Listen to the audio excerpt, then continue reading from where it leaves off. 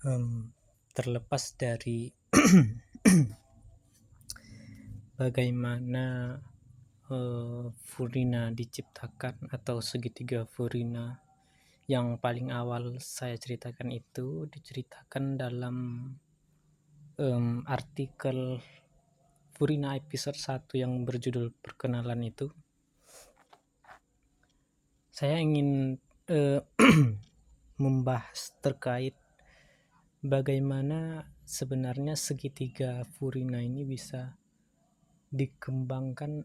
Sebenarnya bukan segitiga Furina aja ya, masalahnya lebih kepada fraktalisasi Furina gitu. Jadi fraktal ini semacam kumpulan fraktal yang pada dasarnya dibangun oleh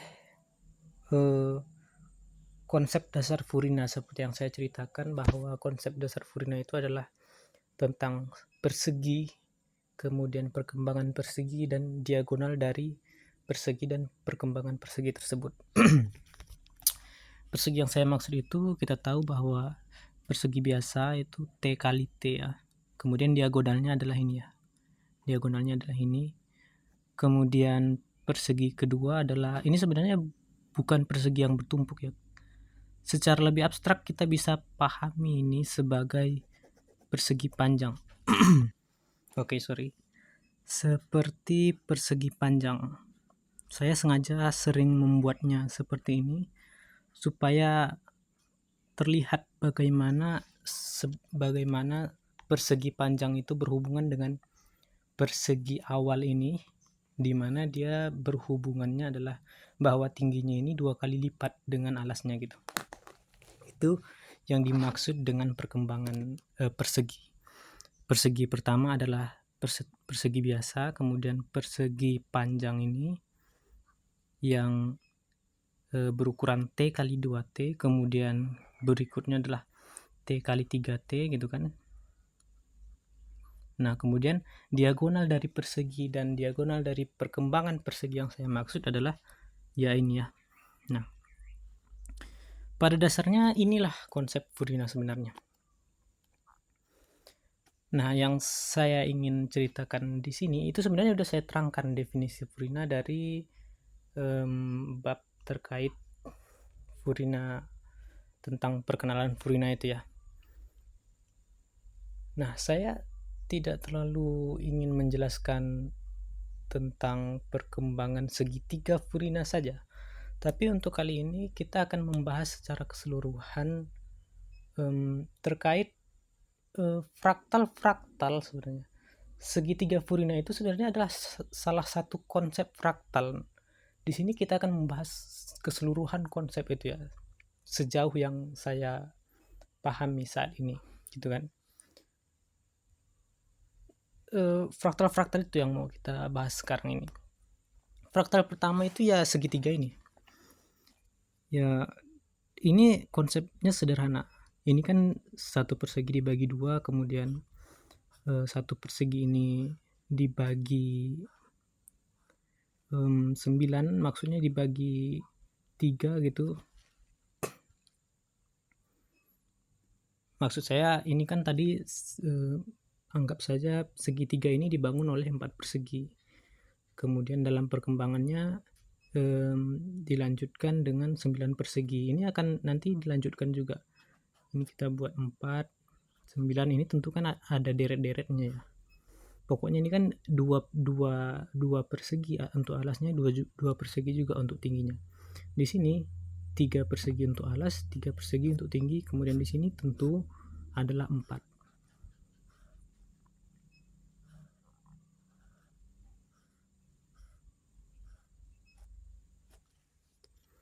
4 dikali 4 gitu kan. Ini maksudnya 2 dikali 2, 3 dikali 3, kemudian seterusnya. Berarti ini deretnya adalah mungkin bisa kita coba 1 dikali 1 berarti 1 ya. Oh, berarti masih segini ya. Deretnya mungkin adalah n kuadrat sama dengan Jika n-nya sama dengan 1, maka 1 dikali 1 atau 1 kuadrat, 2 dikali 2, 3 dikali 2, begitu. Ya, itu adalah segitiga Furina. Bukan segitiga Furina, itu adalah platform pembentuk segitiga Furina. Nah, segitiga Furinanya itu adalah ini yang pertama. Kemudian dalam deret pertama, dalam barisan pertama itu nggak ada segitiga ya, kita bisa lihat. Dalam barisan kedua baru kita bisa temukan segitiga. Di barisan ketiga kita akan temukan polanya bahwa alas itu sisi miringnya ya, saya sebut. Sisi miringnya itu adalah diagonal yang didapat dari persegi T dikali 2T. Otomatis untuk barisan berikutnya, diagonal sisi miringnya adalah berasal dari diagonal dengan persegi yang memiliki alas T dikali 3T. Berarti ini adalah sisi miring, atau bisa juga sekaligus sisi alasnya juga. Ini sisi miringnya sisi miringnya diciptakan dari persegi T dikali 2T. Otomatis dalam barisan ketiga, sisi miring segitiga tersebut diciptakan dari diagonal persegi T dikali 3T. Maka sisi miringnya itu adalah ini, karena dia T, ini 3T, ya kan?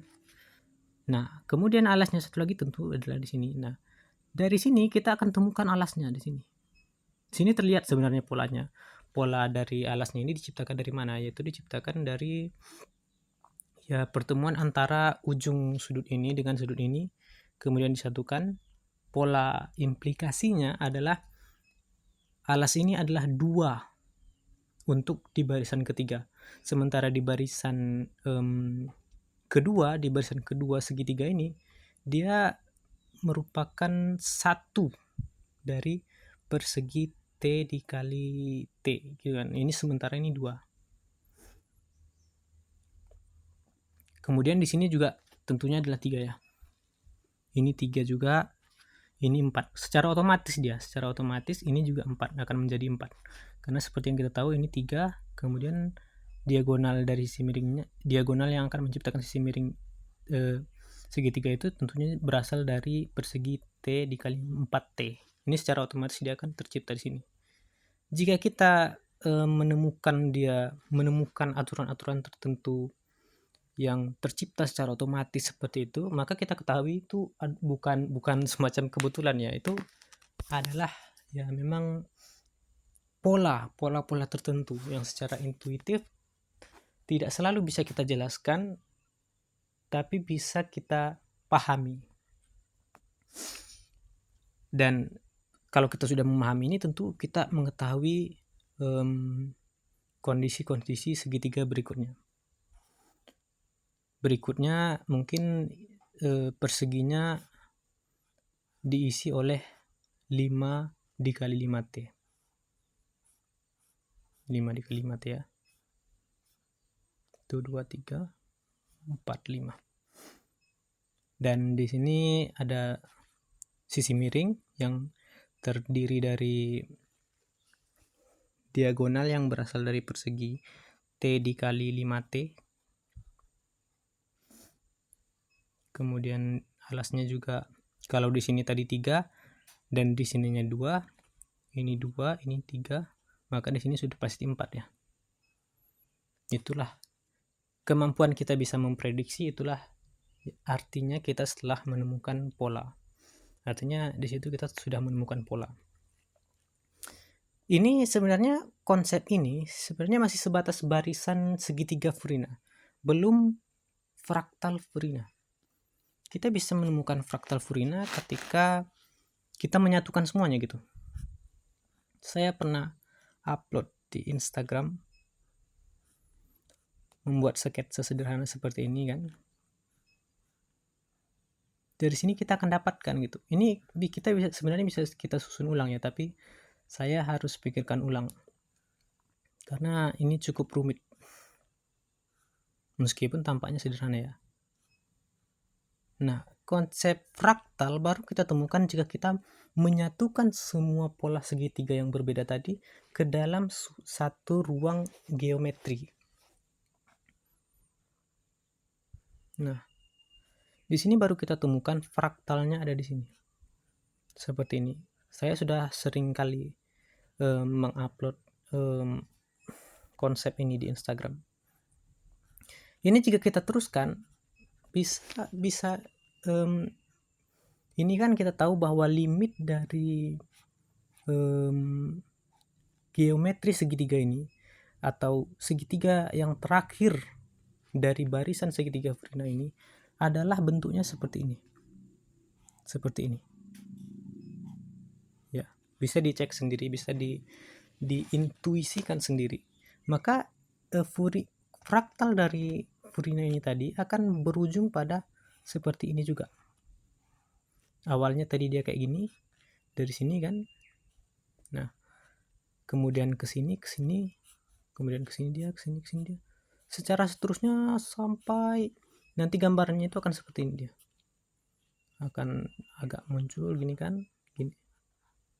Nah, gitu. Terusnya ini yang paling terakhir, segitiga yang paling terakhir nanti. Gitu. Ini baru bisa disebut fraktal karena dia benar-benar mengulang dan menyatu gitu sebagai satu kesatuan geometri.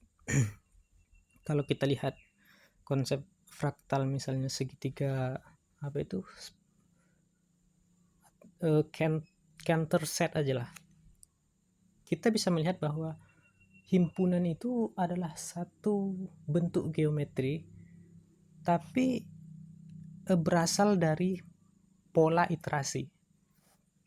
Misalnya yang pertama itu seperti ini, kemudian yang kedua itu seperti ini, gitu kan. Ini sebenarnya satu kesatuan, satu ruang ini satu kesatuan geometri, tapi dia tercipta dari iterasi yang berulang-ulang kali diulangi gitu. Ini iterasi pertama, ini iterasi kedua, ini iterasi ketiga, namanya Cantor set ya. Nah, kalau kita masuk ke tahap ini, itu rasanya belum cukup tepat untuk disebut sebagai fraktal, karena di sini yang diulang-ulang cuman aturan-aturannya, bukan bentuk geometrinya itu sendiri. Nah, jika bentuk geometrinya yang diulang-ulang, misalnya kita beri bentuk pertama seperti ini, iterasi pertama seperti ini, kemudian iterasi kedua seperti ini, gitu kan. Dengan ini adalah segitiga pertama, ini segitiga kedua, kemudian iterasi ketiga kita bisa membuat ini lagi. Ini baru bisa disebut fraktal. Dengan ini iterasi pertama, ini iterasi kedua, ini iterasi ketiga. Baru kemudian kita bisa membuat, misalnya menamakannya Vrina triangle set, gitu kan. Baru itu bisa kita sebut sebagai fraktal. Nah, itulah salah satu konsep dari, sebenarnya lebih besar lagi, lebih banyak lagi konsep fraktal yang bisa diciptakan dari konsep sesederhana ini tadi. Dan itu salah satunya adalah ini, Vrina triangle set. Nah, kemudian untuk konsep berikutnya saya pernah eksplorasi sedikit ya. Kan tadi kita tahu bahwa set pertama, diagonal pertama itu adalah bentuk ini. Dengan diagonal yang berasal dari persegi T dikali T. Maka ini ya. Maka atau coba ini. Maka kita bisa eksplorasi, sebenarnya kita tambahkan persegi T ditambah T dikali 2T, T dikali 2T, kemudian menambahkan diagonal kedua, barisan diagonal kedua ini ya, barisan diagonal kedua. Nah, yang menarik adalah saya sangat terkesan ya saat pertama kali mengeksplorasi ini dan menyadari bahwa ini berpotensi menjadi fraktal. Ketika kita menambahkan ini satu dan satu lagi persegi, kemudian kita akan memahami ini sebagai persegi dengan T, ini kan T, ini ya, ini maksudnya T dikali 3T. Dan kita akan menemukan diagonal ini. Nah, gini. Dan seterusnya seperti itu. 1, 2, 3, 4. Kita menemukan, sebentar.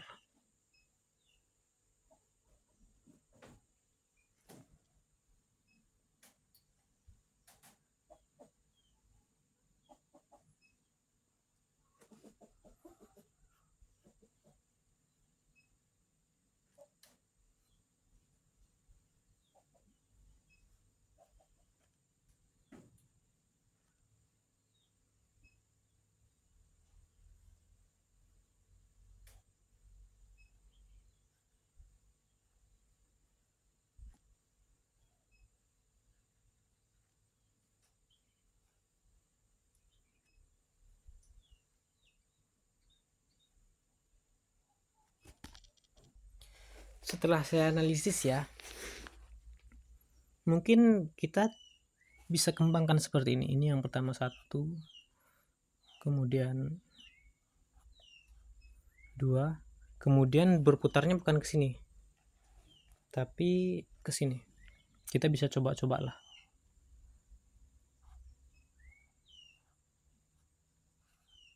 Nah, baru sini, baru tepat di sini kan, karena dia 4.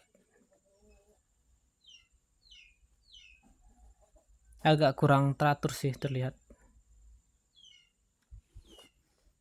Ya, itu nanti mungkin saya akan mengembangkan lagi. Mungkin ada kesalahan waktu saya mencek kemarin ya, atau saya cuma lupa. Nah, ada lagi sebenarnya fraktal yang lain, yaitu konsepnya seperti ini. Ini adalah segitiga sederhana seperti yang tadi, dan kemudian ini juga. Yang untuk deret keduanya bukan seperti ini ya. Deret keduanya itu seperti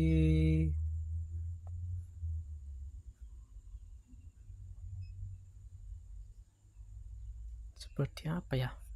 Sebentar ya.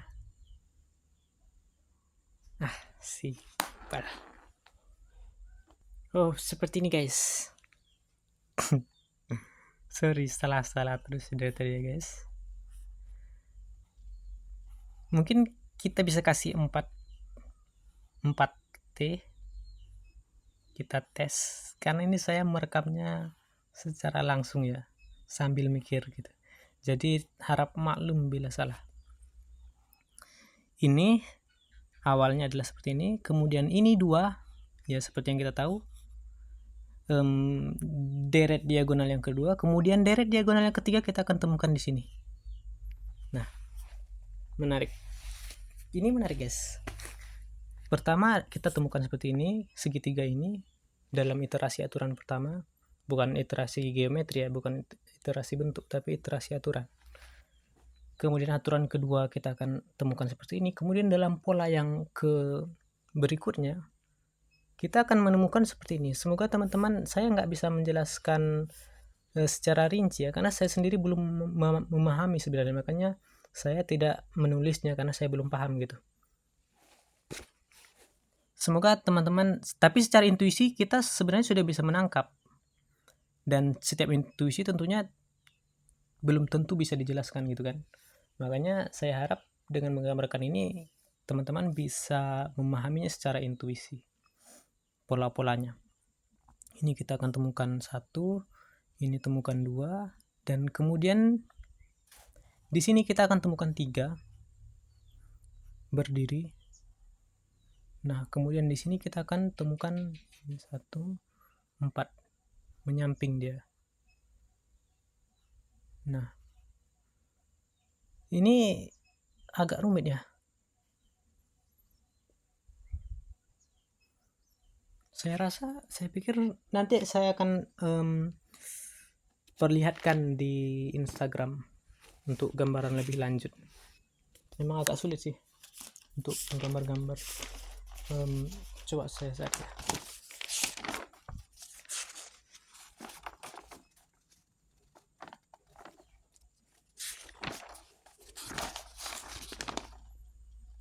Nah, ini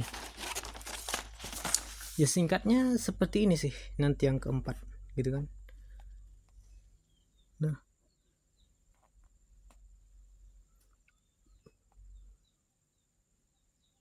semoga bisa paham ya.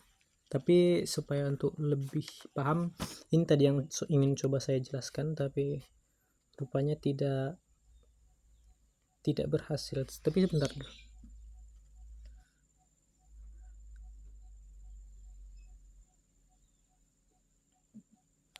Kalau di sini sih, ini diagonal pertama, ini diagonal yang kedua, kemudian ke sini diagonal yang ketiga memang ke sini. Kemudian diagonal yang keempat ke sini. Entahlah ya. Nah, ini yang ketiga tadi, guys. Diagonal pertama, diagonal kedua, diagonal ketiga. Diagonal yang keempat itu kita akan temukan di sini. Diagonal 4 ini akan tersisa nanti di sini. Baru kemudian dilanjutkan, diulangi dengan diagonal kedua. Ya, mungkin sangat sulit ya, sangat sulit menjelaskan itu karena kita sendiri memang belum paham. Dan ya mungkin karena saya memahami ini sangat sulit untuk dijelaskan, saya akan mencoba untuk mencerna konsep ini mengulangi untuk mencerna konsep ini supaya dapat dijelaskan dengan lebih mudah gitu. Oke. Ya mungkin cuman itu guys, pembahasan tentang diagonal Vrina gitu. Semoga teman-teman bisa paham.